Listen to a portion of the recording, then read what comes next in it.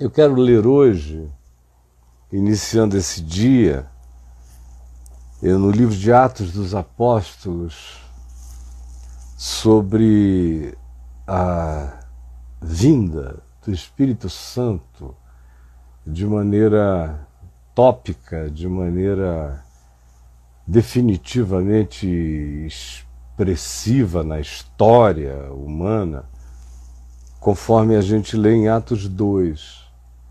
Isso porque é uma celebração que marca o calendário histórico nesse acontecimento do derramar do Espírito Santo, com línguas de fogo na cabeça e línguas diferentes na boca dos cristãos, conforme a narrativa de Atos 2, do verso 1 até o verso 13, que é onde eu vou ler.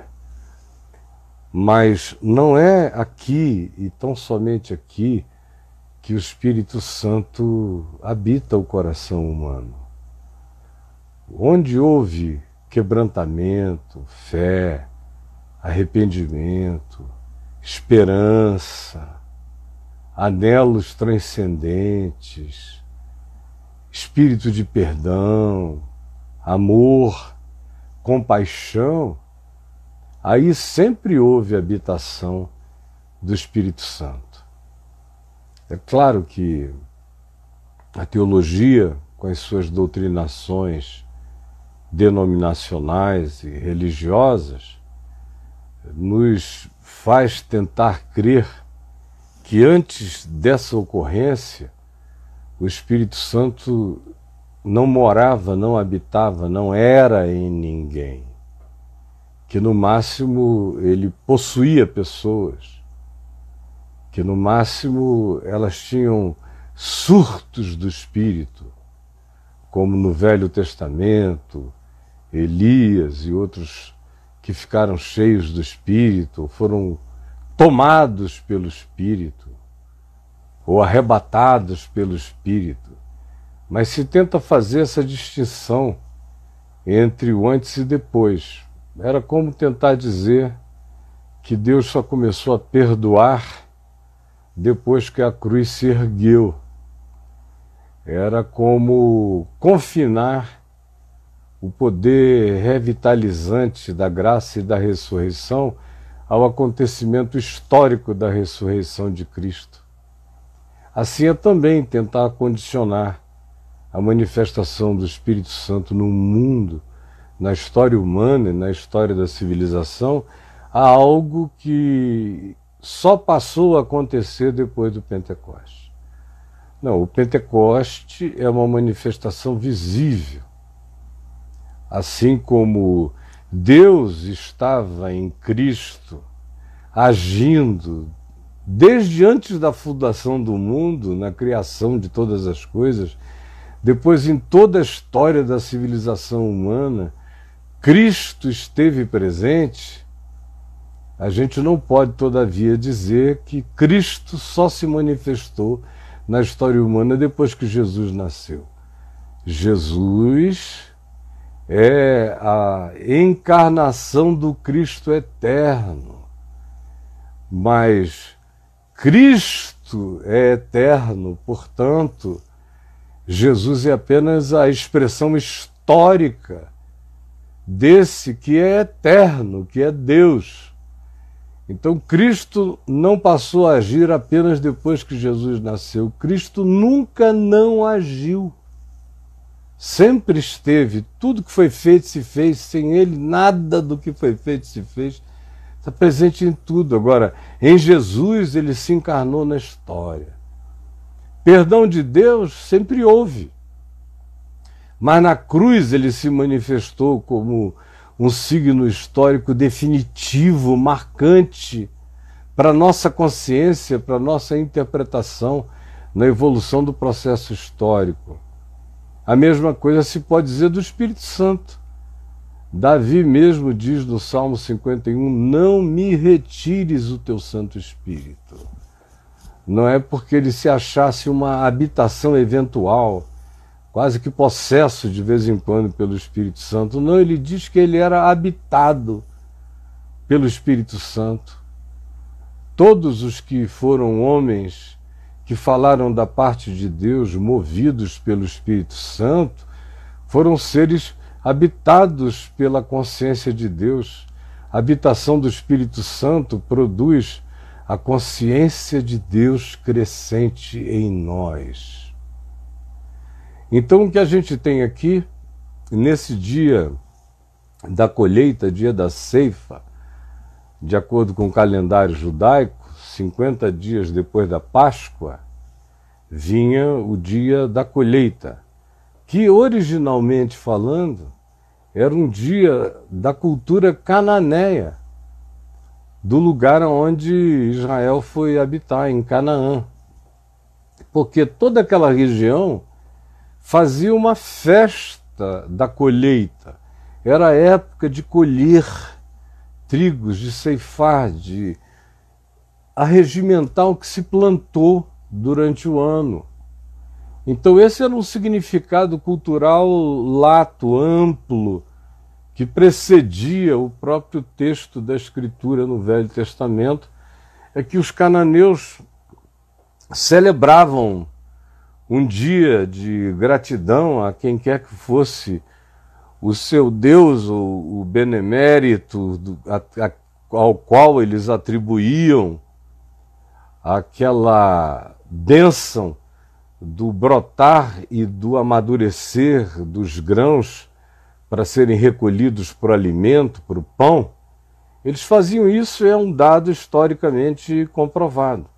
Os judeus absorveram, porque o dia era o dia em que as coisas ficavam prontas para serem colhidas. A época era fixa. Para quem cria, para quem não cria, para judeus ou para cananeus, para qualquer um, para quem comia, para quem plantava. Então, o Pentecoste é uma extensão de celebração de uma cultura muito mais antiga do que a presença judaica ou do que o que foi escrito na Escritura. Mas na Escritura do Velho Testamento, o significado era esse. 50 dias depois da Páscoa, chega o dia de se colher, de se ceifar aquilo que se plantou antes. E os judeus absorveram essa festividade e a consagraram ao Deus de Israel como gratidão. É como uma espécie de dia de ação de graças antigo nos Estados Unidos, quando as famílias todas paravam em gratidão realmente a Deus pela ceifa. E esse é um dia de gratidão. O espírito do Pentecoste é gratidão pelo suprimento, gratidão pelo alimento, gratidão porque a terra continua obedecendo às leis da vida e da subsistência, porque aquilo que a gente semeia, a gente colhe, e se semeia para o bem, colhe para o bem. Essa é a gratidão presente. E é um transfundo histórico que eu acho que, por mais simples que seja a minha explanação nesse momento aqui, ajuda você a situar o que está acontecendo. Jesus tinha morrido, fazia 50 dias, durante 40 dias, depois que ele ressuscitou dos mortos, ele apareceu aos seus discípulos e comeu e bebeu com ele durante aqueles 40 dias, com todos eles, foi assunto aos céus e ordenou-os que ficassem em Jerusalém até que do alto eles fossem revestidos de poder.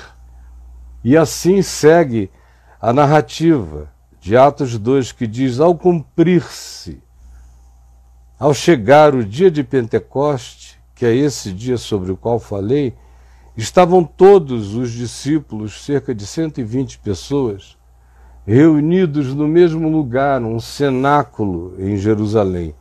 De repente, eles que estavam no ambiente interno, ouviram do céu, de fora, aquele assovio, um som, como um assovio de um vento impetuoso, penetrando frestas, passando por corredores, entrando em lugares, fazendo aquele som assombroso de um vento sibilante que chega impetuoso e penetra, produzindo sons diversos.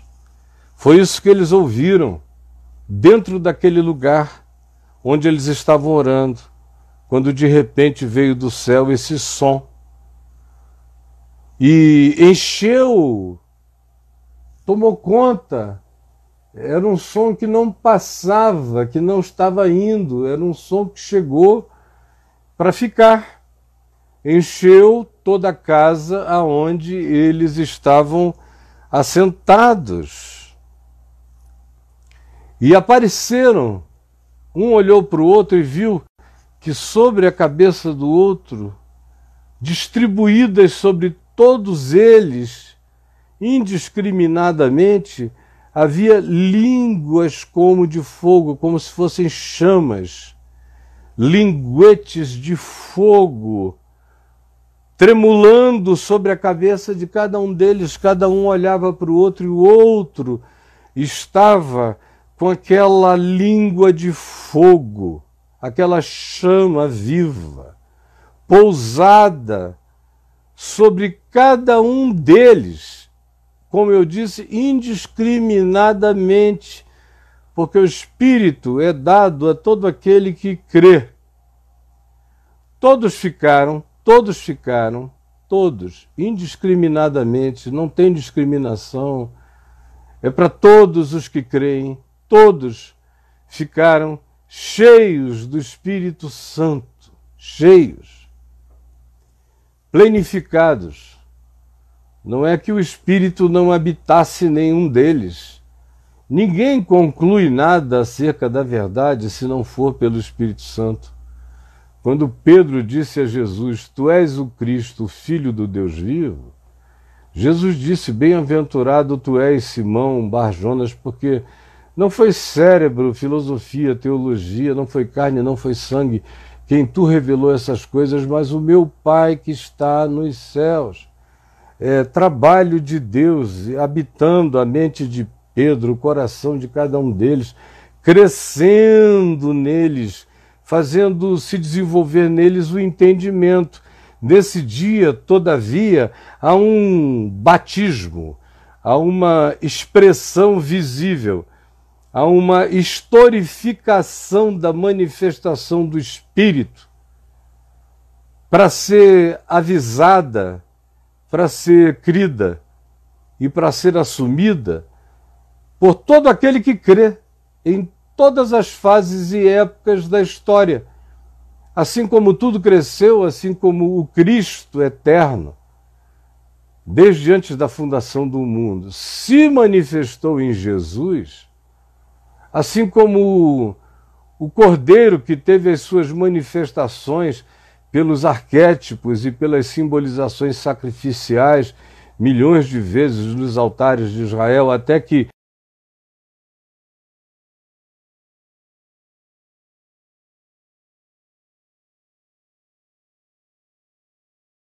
o Espírito que nunca não habitou o coração que cria, o coração quebrantado, o coração esperançoso, toda esperança sublime vem do Espírito Santo, todo amor que vence o medo vem do Espírito Santo, também agora aqui, todavia, tem esse selo, essa marca na história.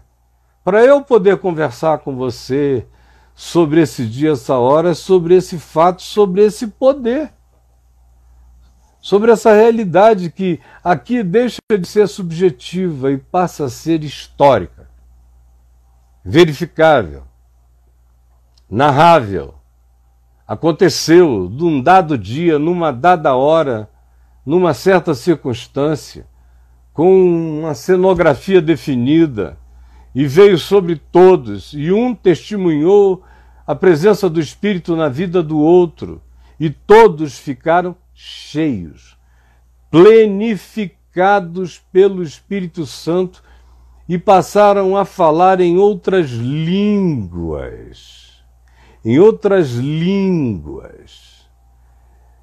Em outras línguas que eles não tinham aprendido. Línguas diferentes. Línguas que não tinham nada a ver com o treinamento de aprendizagem linguística. Eles começaram a falar, e através dessas outras línguas, que a gente sabe que podiam ser compreendidas por muita gente que estava em Jerusalém, como foi aqui o caso de pessoas de 17 nações diferentes, que quando ouviram falar nessas outras línguas e ouviram o murmúrio geral, afluíram para o lugar, querendo saber que fenômeno era aquele. E eram pessoas que vinham de regiões diferentes. Eram partos, medos, elamitas, gente da Mesopotâmia, do Iraque de hoje, de toda a Judéia, da Capadócia, lá na Turquia atual, antiga Ásia Menor, do Ponto, da Ásia, da Frígia, da Panfilha, do Egito, das regiões da Líbia, lá no norte do Egito, nas imediações de Cirene, na África, e romanos correram para ver aquilo tudo, todos chocados, arábios, pessoas de culturas e civilizações e costumes diversos estavam em Jerusalém. Alguns deles eram prosélitos, alguns deles tinham crido no Deus de Israel através da pregação de judeus nas sinagogas espalhadas por esses lugares e subiam a Jerusalém para adorar com regularidade, especialmente na festa da Páscoa e em outras ocasiões festivas. Todos esses estavam lá e os ouviram. E eles saíram do lugar onde estavam, tomados pela sublimidade daquela visitação, e foram para as ruas, para os becos, e a multidão os ouviu falando de maneira incontrolável em línguas que eles não conheciam, tomados pela ebuliência de um gozo espiritual que eles nunca tinham experimentado, nem quando andavam com Jesus em tempo algum. Era a promessa de Jesus se cumprindo. Jesus tinha dito: convém-vos que eu vá, porque quando eu for, eu vos enviarei o Espírito Santo, o qual não apenas habitará convosco, mas estará em vós. Ele chama o Espírito de Paráclito, Consolador, aquele que anda junto, estamos juntos. É Jesus dizendo: o eterno estamos juntos. O Paráclito vai estar com vocês. Paráclito é aquele que caminha ao lado. Mas não é porque o nome dado por Jesus ao Consolador, que é Paráclito, o que caminha ao lado, que a gente tem que interpretar que ele vive do lado da gente. Não, ele vive em mim. Só se diz que ele caminha junto como uma expressão dessa companhia inafastável do Espírito de Deus que me habita e não tira férias de mim sob hipótese alguma. Ele me habita. E esses que foram o objeto dessa experiência extraordinária saíram tomados por isso, o que fez afluir uma grande multidão que se possuiu de perplexidade, porque cada um deles os ouvia falar na sua própria língua materna. Aqueles homens da Galiléia, uns poucos de Jerusalém, mas todos eles quase que unanimemente, absolutamente incultos, falavam aramaico mal, falavam hebraico quebrado, não tinham cultura nenhuma, não eram pessoas cosmopolitas, não eram nada disso. Eram seres tribalescos lá da Galiléia, de cidades pequenas, desaculturados, gente sem erudição alguma, falando maravilhas, falando as maravilhas de Deus, é o que se diz aqui. E aí começam a surgir as interpretações a respeito de tudo aquilo. A perplexidade os fez perguntar como os ouvimos falar em nossas próprias línguas maternas, essas grandezas de Deus. Se eles são pessoas tão despreparadas, tão incultas, tão humanamente sem instrumentação para isso, sem aprendizagem alguma, como é que, de repente, esses seres de uma língua só e pobre estão falando em línguas que nunca aprenderam e que são as nossas línguas maternas e falando com perfeição grandezas de Deus? O Espírito Santo se manifesta, mas ele faz sentido. Ele tem que fazer sentido. Os homens aqui não dizem apenas, eles estão falando em outras línguas e a gente não sabe o que é isso. Não, o Espírito Santo faz sentido. O Espírito Santo faz a reversão da Torre de Babel. A Torre de Babel acontece como dispersão, cada um falando numa língua e ninguém se entendendo nunca mais. O Espírito Santo é o fenômeno oposto, opera o milagre oposto. No Espírito Santo, os que não se entendem começam agora a se compreender. A manifestação do Espírito Santo acontece, entre outras coisas, para isso. Para que os que não se entendiam passem a se compreender. Para que a cultura deixe de ser um impedimento, a língua materna, o lugar onde foi criado.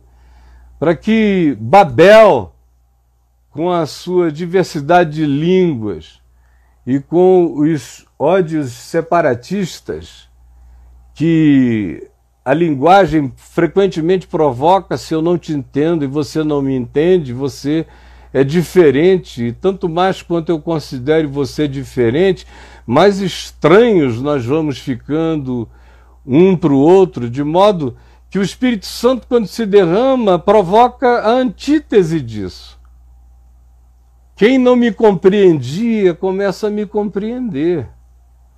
E o que eu não sabia explicar começa a ser explicado de maneira extraordinariamente sobrenatural na mente e no coração do outro que me ouve.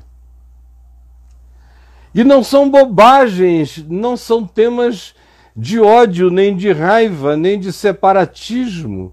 Aqueles que habitam a boca de alguém que ficou cheio do Espírito Santo. Ao contrário, são grandezas de Deus. Um derramado Espírito Santo que não seja para todos, indiscriminadamente, todos os que creem, todos os que querem, todos os que invocam, como o apóstolo Joel tinha dito no capítulo 2, verso 28, naquele dia, diz o Senhor, eu derramarei o meu Espírito sobre toda a carne, indiscriminadamente, é o que Pedro vem citar um pouco mais adiante, nesse episódio aqui em Atos. O Espírito que não produz, o Espírito Santo que chega supostamente não gere essa aproximação dos diferentes, que não nos ajude a nos compreendermos, a não nos entendermos, um Espírito que chegue e não faça com que aquele que é absolutamente distinto de mim tenha agora um ponto sobrenatural de contato para me discernir, para entender o que eu estou dizendo, e uma manifestação do Espírito Santo que não traga e não exalte, e não explique, e não comunique a beleza e a grandeza de Deus, não é do Espírito Santo. Esse espírito da gritaria, do grunhido, do desmaio, do revirar de olhos, do esperneamento, do rolar no chão, da loucura, da histeria, da total falta de qualquer que seja o traço de racionalidade na comunicação, que só deixa todo mundo perplexo enquanto alguns rolam no chão, não é Espírito Santo. O dia sublime e supremo dessa manifestação vem marcado não da irracionalidade, não tem nada irracional aqui. Tem o milagre, tem o fenômeno, tem o vento, enche a casa, tem as línguas de fogo, tem o falar em línguas que não se aprendeu, mas que outros entendem. E está todo mundo em pé, está todo mundo andando, está todo mundo na rua, está todo mundo comunicando. E tem pessoas perguntando, não são porventura galileus esses que aí estão falando, como é que eles estão falando na nossa língua materna e coisa com coisa, fazendo sentido? Nós os estamos ouvindo falar as grandezas de Deus. Eu creio no Espírito Santo de todo o meu coração. Eu estou falando aqui pelo Espírito Santo. Tudo que eu faço ensinando, iluminando o Evangelho, a verdade, é pelo Espírito Santo que habita em mim. E todo aquele que compreende, compreende pelo Espírito Santo, que me ensina a dizer coisa com coisa, a fazer a palavra eterna de Deus ganhar sentido no discernimento, na compreensão dos seres mais estranhos, mais diferentes. Gera essa perplexidade de que o que se está dizendo está sendo compreendido. A Torre de Babel entrou em estado de reversão, porque o Espírito Santo é dado para gerar união e não dispersão.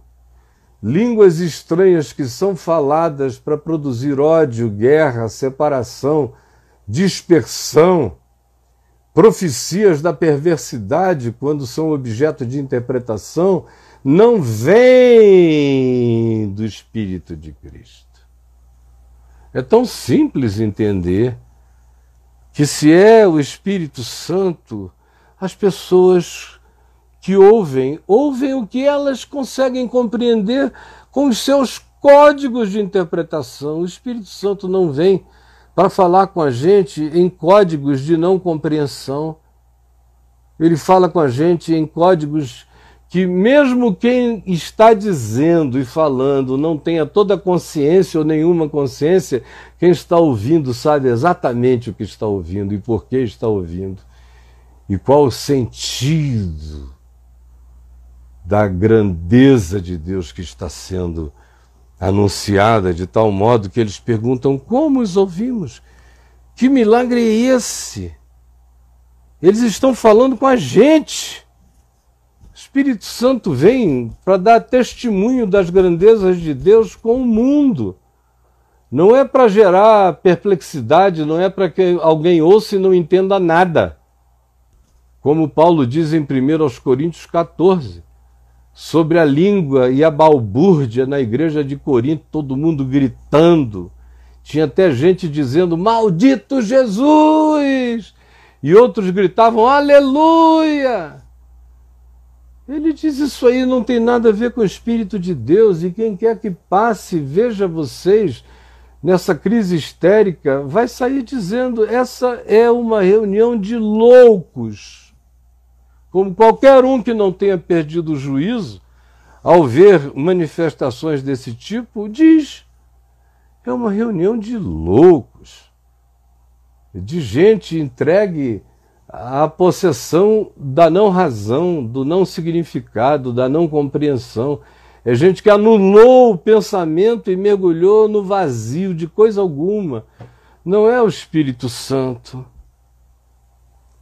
Como os ouvimos falar em línguas maternas de cada um de nós, e nós compreendemos, eles estão falando as grandezas de Deus. Todos, portanto, atônitos, chocados, não com o que não entendiam, mas chocados com o fenômeno que os fazia compreender o que antes eles não compreendiam. Atônitos e perplexos, interpelavam uns aos outros. O que quer dizer isso? Qual o significado disso? Essa gente inculta, que não sabe nada, abriu a boca, eles estão falando nas línguas que nós aprendemos nas nossas terras natais, que eles nunca aprenderiam sozinhos, e estão nos falando as grandezas de Deus. O que quer dizer isso? O que quer dizer isso? O que isso quer dizer é que Deus quer se comunicar com todos os homens, com toda a carne. E Ele quer se comunicar de maneira racional, compreensível. Ele quer se comunicar de maneira sobrenatural, usando os códigos da compreensão humana natural, porque o sobrenatural de Deus não anula a racionalidade humana sob hipótese nenhuma. O que isso significa? Significa que o Eterno decidiu usar seres humanos para falar em línguas que atinjam o mundo inteiro e que comuniquem o amor e a grandeza de Deus com cada criatura do planeta. Esse é o objetivo, essa é a missão planetária histórica do Espírito Santo, é ser Cristo me habitando, revertendo a difusividade divisiva da Torre de Babel, fazendo de mim um ente de anúncio claro, compreensível, da palavra da graça e do amor de Deus em todos os povos, em todas as línguas, em toda e qualquer civilização. Existe a mesma mensagem de consolação para cada realidade da cultura humana no planeta. Se o Espírito Santo não produzir essa pervasividade de comunicação entrando na compreensão dos homens, aí não houve ainda nenhum falar do Espírito Santo. O que significa isto? O que isto quer dizer? Outros, porém, zombando não porque eles estivessem embriagados, não porque eles estivessem andando descontrolados, embora em alguns ambientes de natureza pentecostal tenha gente que só fique com essa parte. E nem prestam atenção que os que falaram isso aqui se diz que estavam zombando. Ou seja, eles não estavam fazendo uma descrição da realidade. A realidade é que havia homens tomados de uma alegria extraordinária, falando línguas que eles não conheciam, andando juntos pelas ruas da cidade, tendo deixado o cenáculo onde tudo isso começou, o que reuniu milhares de pessoas que celebraram um encontro de comunicação racional. Como pode? Nós sabemos que eles não podem, que eles não sabem. Mas o que eles estão podendo e sabendo e falando é algo que nos atinge a nossa compreensão mais uterina, mais primordial, mais primal, mais íntima. Porque o Espírito Santo quer falar aquilo que nos seja mais íntimo, na linguagem que nos toque de maneira intestina e visceral, mexendo o centro das nossas emoções, comunicações, cultura. É comunicação sem limites para se chegar à compreensão que não encontre barreiras. Mas alguns querem ficar só com essa parte que diz, outros, no entanto, zombando, e eles nem olham que é zombando. Dizem estão embriagados, porque eles só querem se manifestar embriagados, ficar de porre. São aqueles para quem a manifestação do Espírito Santo não fala nada a ninguém, não comunica nada a ninguém, só faz todo mundo ficar de porre, obnubilado. Não é o Espírito Santo, é apenas a carne, a emoção, a sugestão, ou a vontade deliberada de se entregar a uma espécie de surto semi-controlado ou controlado, mas é uma performance de embriaguez descontrolada, e o Espírito Santo não é assim. Os que zombavam é que diziam isso. O que dá pena hoje em dia é que 99% de tudo aquilo que se atribui ao Espírito Santo é justamente o que se manifesta como porre psíquico, como embriaguez, como descontrole.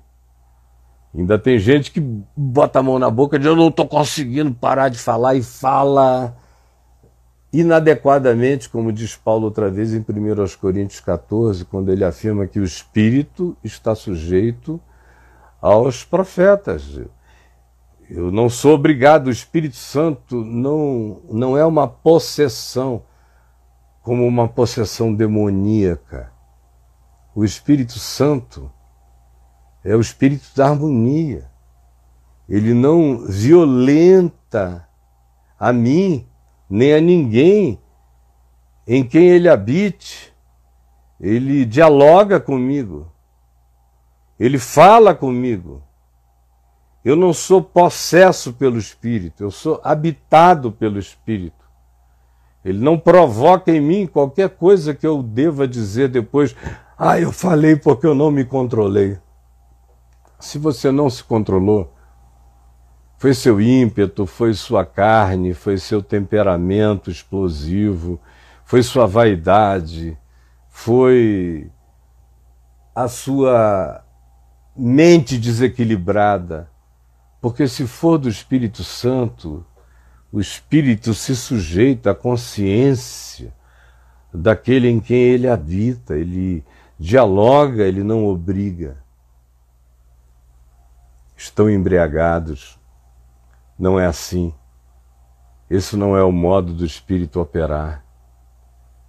Os que não estejam zombando dizem: meu Deus, como podem?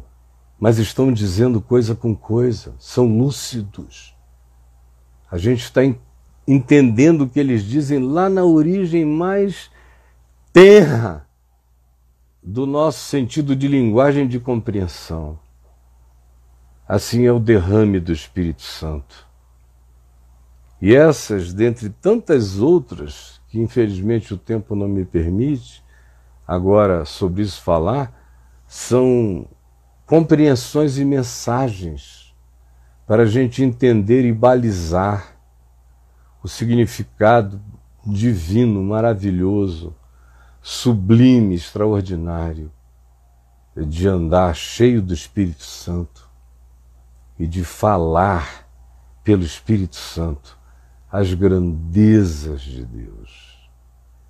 Senhor Jesus, eu quero pedir que tenha sido simples o bastante para todos entenderem, que tenha sido verdadeiro para todos se curvarem, e que tenha sido edificante para que todos venham a te invocar. Porque todo aquele que invocar o nome do Senhor será salvo.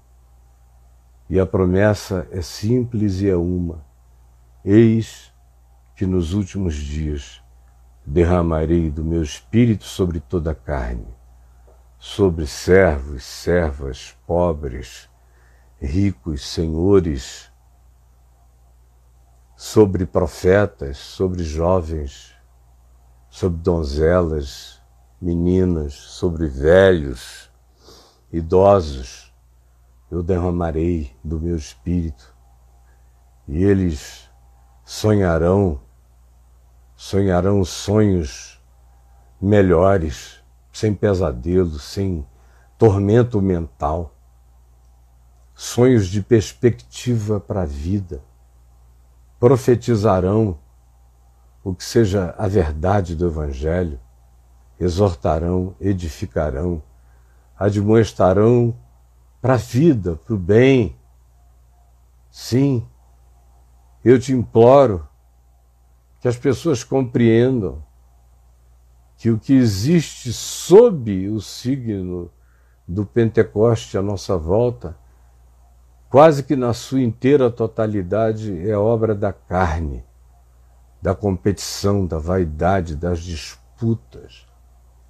São línguas aprendidas, são línguas imitadas, e que tão pouco são faladas conforme fomos instruídos pelos apóstolos, na intimidade da nossa casa, porque edificam a nós na tua presença.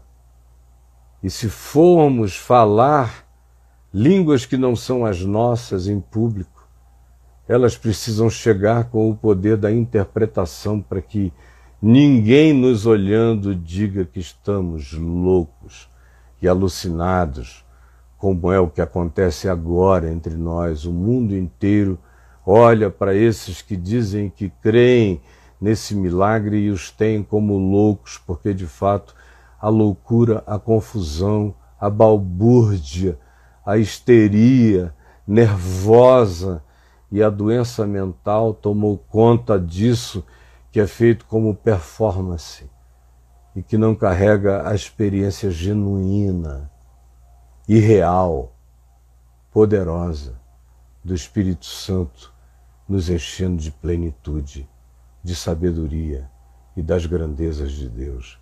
Ajuda-nos a entender. É o que eu te peço, em nome de Jesus. Amém e amém.